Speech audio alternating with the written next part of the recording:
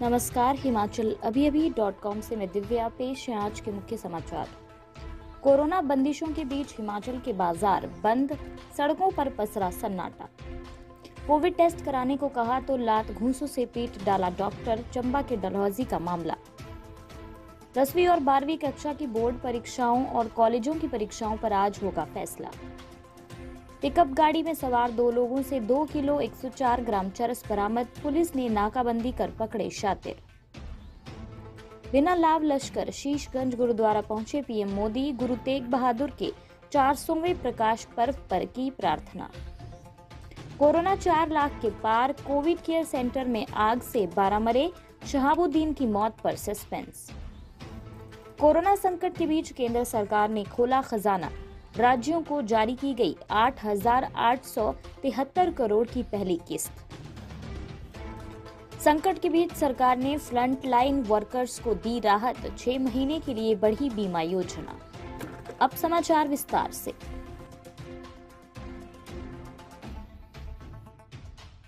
देश व प्रदेश में बढ़ते कोरोना के मामलों को देखते हुए आप भी सुरक्षा के एहतियात उपाय जरूर करें। मास्क पहनें, सोशल डिस्टेंसिंग के लिए 2 गज दूरी है जरूरी और अपने आसपास सफाई बनाए रखें। 45 वर्ष या इससे अधिक आयु के लोग कोरोना का टीका अवश्य लगाएं।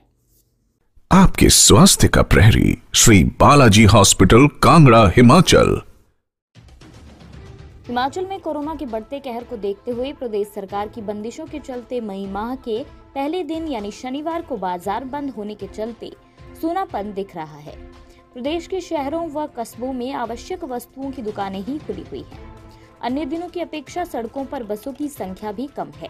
इन बसों में इक्का दुक्का सवारियां ही नजर आईं। आज सरकारी दफ्तर भी बंद हैं। दुकानें, मार्केट, व्यावसायिक स्थल, मॉल, जिम, खेल परिसर और स्विमिंग पूल भी बंद हैं।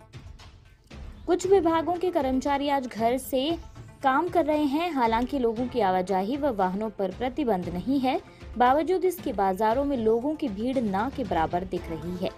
वीकेंड पर 2 दिन बाजार बंद रहने का असर अब बस सेवाओं पर भी साफ दिखने लगा है। आज और कल एचआरटीसी की करीब 600 बसें ही चलेंगी। ये लोकल रूट पर ज्यादा सेवाएं प्रदान करेंगी। बाकी बसें शुक्रवार रात को ही गंतव्य स्थल पर खड़ी हो गई हैं और अब सोमवार को वापस आएंगी।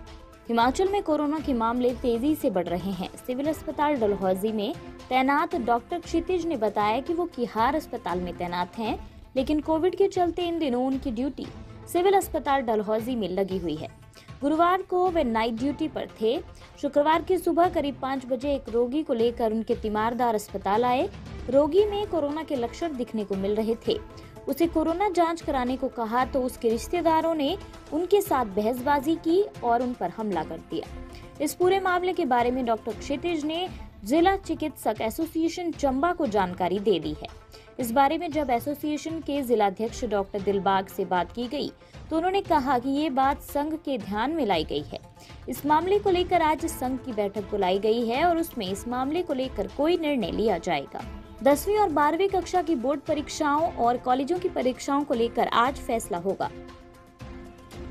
सीएम की अध्यक्षता में 1 मई को सरकार ने स्थिति की समीक्षा कर इस संदर्भ में आगामी फैसला लेने की घोषणा की थी। 10वीं कक्षा और फर्स्ट सेकेंड ईयर के विद्यार्थी बिना वार्षिक परीक्षाएं लिए प्रमोट किए जा सकते हैं। 12वीं की परीक्षाओं पर सीबीएसई के फैसले का सरकार इंतजार करेगी। कॉलेजों में फाइनल सेमेस्टर और फाइनल ईयर की परीक्षाएं भी करवाने की योजना है। सरकार ने प्रदेश में कोरोना संक्रमण के मामले बढ़ने पर 17 मई तक 10वीं, 12वीं और कॉलेजों की परीक्षाएं स्थगित की हैं। बीते दिनों उच्च शिक्षा निदेशालय ने परीक्षाओं को लेकर विभिन्न हितधारकों से सुझाव मांगे थे। अभिभावकों, शिक्षकों, शिक्षक संगठनों, विद्यार्थियों सहित कई अन्य जागरूक नागरिकों ने शिक्षा निदेशालय को सुझाव भेजे हैं। अधिकांश सुझावों में 10वीं कक्षा के विद्यार्थियों की इस वर्ष वार्षिक परीक्षाएं नहीं करवाने की वकालत की गई। जिला कुल्लू में 2 व्यक्तियों से पुलिस ने 2 किलो 104 ग्राम चरस बरामद की है। पुलिस की एसआईयू टीम को गुप्त सूचना मिली थी जिला से चरस तस्करी हो रही है। इसी आधार पर टीम ने वन विभाग की चेकपोस्ट बजौरा में नाकाबंदी की हुई थी। इस दौरान एक पिकअप जिसमें 2 व्यक्ति सवार थे, तलाशी लेने पर इनके कब्जे से 2 किलो 104 ग्राम चरस बरामद हुई। इनकी पहचान ओमी चंद निवासी शोगी और श्यामचंद निवासी शोगी जिला कुल्लू के रूप में हुई है। एसपी कुल्लू गौरव सिंह ने बताया कि जिला पुलिस लगातार चरस तस्करों पर नजर बनाए हुए है। अन्य समाचार ब्रेक के बाद।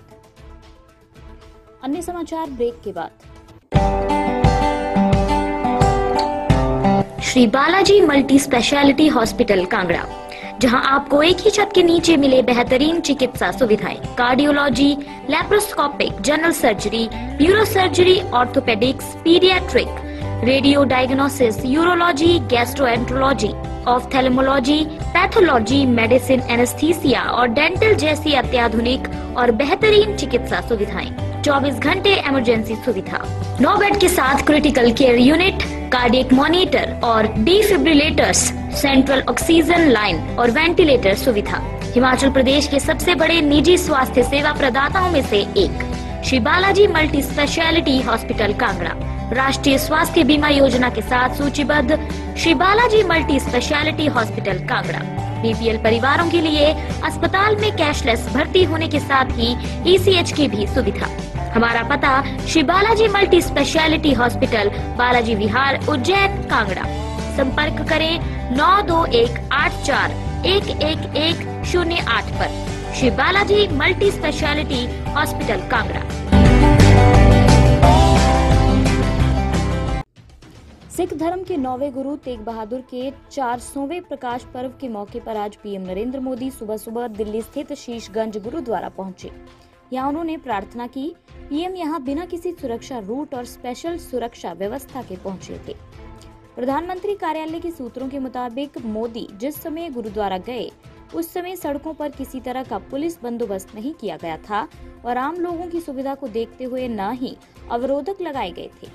पीएम मोदी ने गुरुद्वारे में माथा टेका और प्रार्थना की। इस दौरान उनके साथ गुरुद्वारा प्रबंधन कमेटी के सदस्य भी मौजूद रहे। कोरोना वायरस की तबाही का आलम यह है कि एक ही दिन में नए संक्रमितों का आंकड़ा 4 लाख को पार कर गया और 3,523 की जान चली गई। यही नहीं, गुजरात के कोविड केयर सेंटर में आग लगने से 12 लोगों की मौत हो गई। दूसरी तरफ बिहार के चर्चित बाहुबली व सिवान लोकसभा सीट के सांसद रहे मोहम्मद शहाबुद्दीन की कोरोना संक्रमण से मौत की खबर आ रही है, लेकिन तिहाड़ जेल प्रशासन के बयान के बाद इस पर सस्पेंस बना हुआ है। खैर, इन तमाम खबरों ने देश को हिलाकर रख दिया है। एक ही दिन में कोरोना के इतने सारे मामलों का सामने आना व इस आंकड़े का तेजी से बढ़ना चिंता का कारण बना हुआ है। भारत सरकार के वित्त मंत्रालय ने कहा कि वर्ष 2021-22 के लिए राज्य आपदा प्रतिक्रिया कोष के केंद्रीय हिस्से की पहली किस्त 8,873.6 करोड़ रुपए में जारी की गई है। मंत्रालय ने कहा कि जारी की गई राशि का 50% यानी 4,436.8 करोड़ रुपए का उपयोग राज्यों द्वारा कोविड-19 रोकथाम उपायों के लिए किया जा सकता है। ये भी कहा गया है कि गृह मंत्रालय की सिफारिश पर 8,873.6 करोड़ रुपए की राशि राज्यों को जारी की गई है। बता दें कि सामान्य रूप से एसडीआरएफ की पहली किस्त वित्त आयोग की सिफारिशों के अनुसार जून के महीने में जारी की जाती है।